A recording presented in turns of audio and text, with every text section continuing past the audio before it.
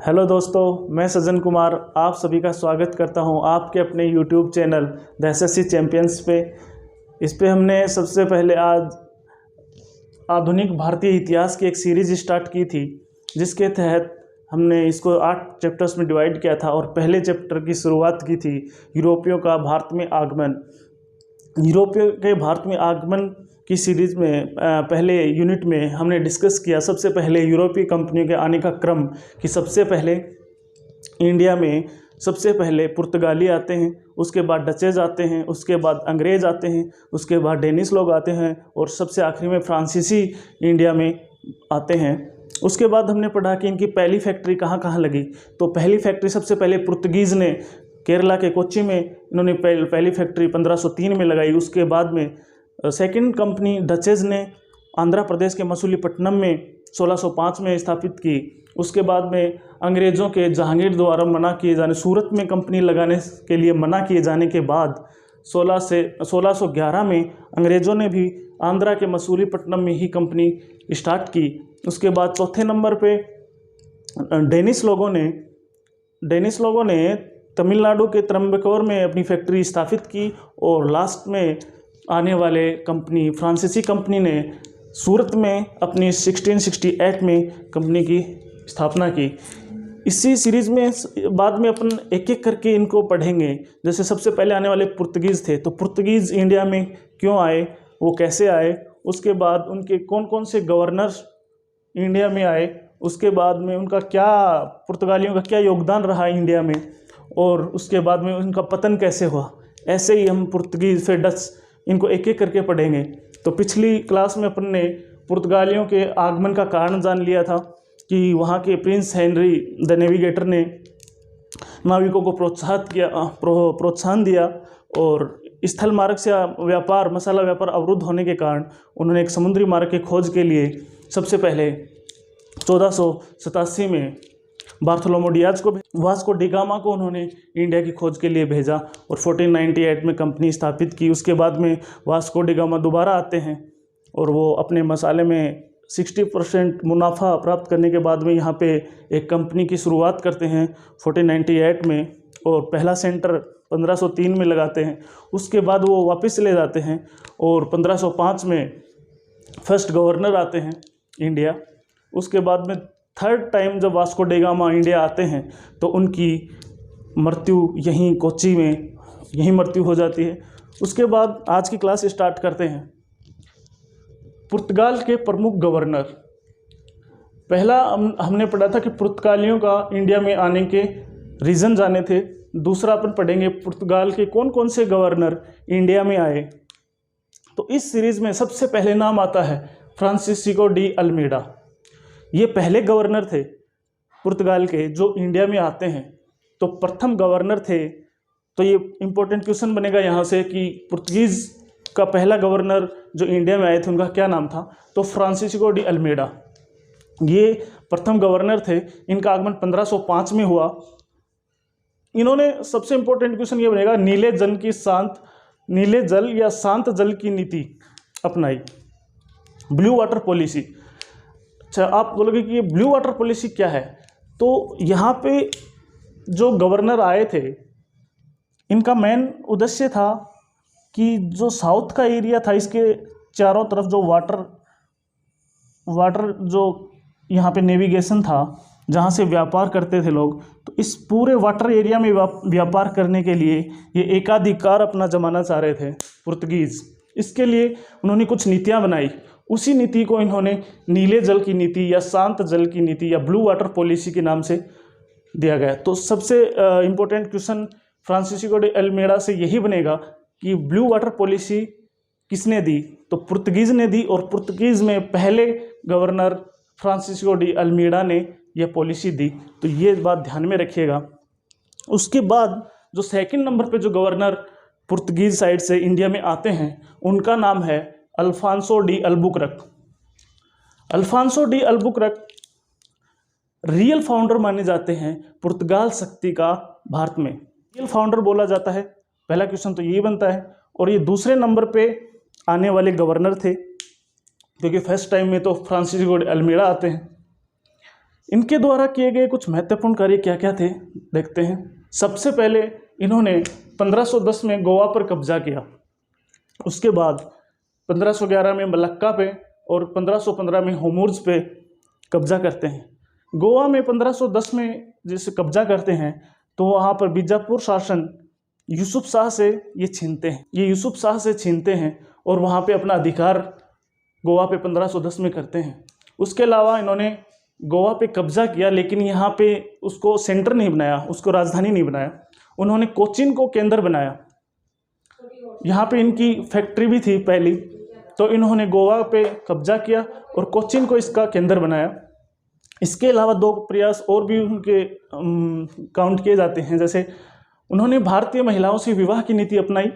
दूसरा, सती प्रथा पर रोक लगाने का एक प्रयास उनके द्वारा किया गया।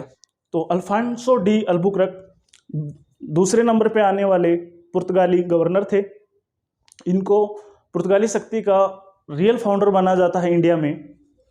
तीसरा इंपॉर्टेंट बनता है क्वेश्चन कि गोवा पे किसने अधिकार किया था। सबसे पहले गोवा पे किसने कब्जा किया था, तो पुर्तगीज गवर्नर अल्फांसो डी अल्बुकर्क इसका आंसर होगा। मलक्का को 1511 में और होमूर्ज को 1515 में अपने आप कब्जा लिया और कोचीन को इन्होंने केंद्र बनाया। और जिस टाइम गोवा पे इन्होंने छीना था, कब्जा किया था, तो यूसुफ शाह से गोवा को छीना गया था। अब तीसरे नंबर पे जो गवर्नर पुर्तगीज़ की साइड से आते हैं, नीनो डी कुन्हा, उनका नाम है नीनो डी कुन्हा। ये भी एक इम्पोर्टेंट नाम है। इन्होंने गोवा को 1530 में अपनी राजधानी बनाया। देखो, गोवा से दो फैक्ट निकल के आते हैं। पहला, गोवा पे कब्जा किसने किया, तो अल्फांसो डी अल्बुकर्क। दूसरा, गोवा को राजधानी किसने बनाया, तो उसमें आंसर आएगा नीनो डी कुन्हा। तो गोवा से दो अलग अलग फैक्ट हैं। तो पहला ये दिया है कि कब्जा किसने किया, तो अल्फांसो डी अल्बुकर्क।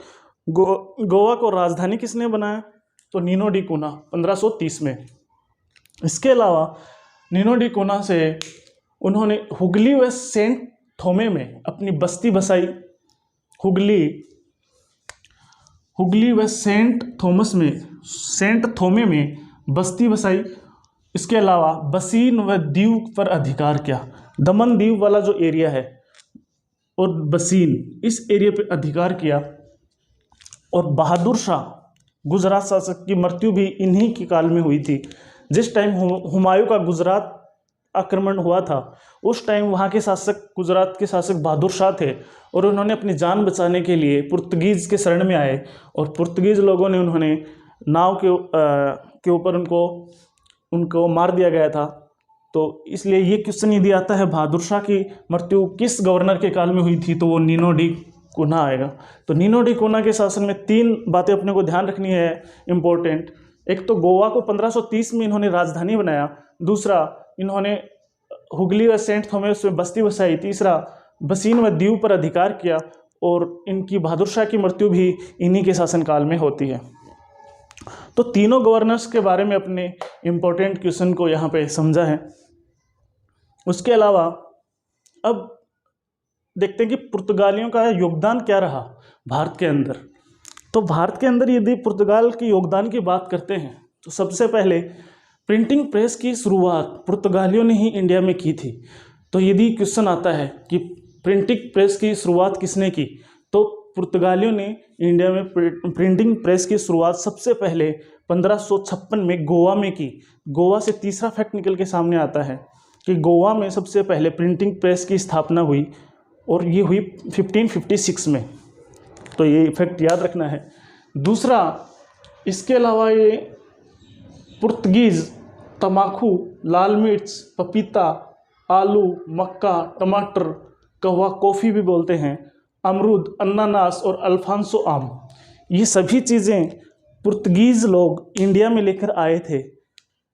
इनमें सबसे ज़्यादा इम्पोर्टेंट है तम्बाकू। तम्बाकू पुर्तगीज़ लोग ही इंडिया में लेके आए थे सबसे पहले। और लाल मिर्च, तम्बाकू और लाल मिर्च ये अक्सर क्वेश्चंस में पूछे भी जाते हैं कि पुर्तगीज़ ही लाए थे इनको सबसे पहले। उसके अलावा प्रिंटिंग प्रेस का निर्माण गोवा में हुआ। इन चीज़ों को प्रचलन में पुर्तगाल से यहाँ इंडिया में लाए। तीसरा, जहाज़ निर्माण की कला का सबसे पहले यदि विकास किया तो उन्होंने पुर्तगीज़ लोगों ने ही किया।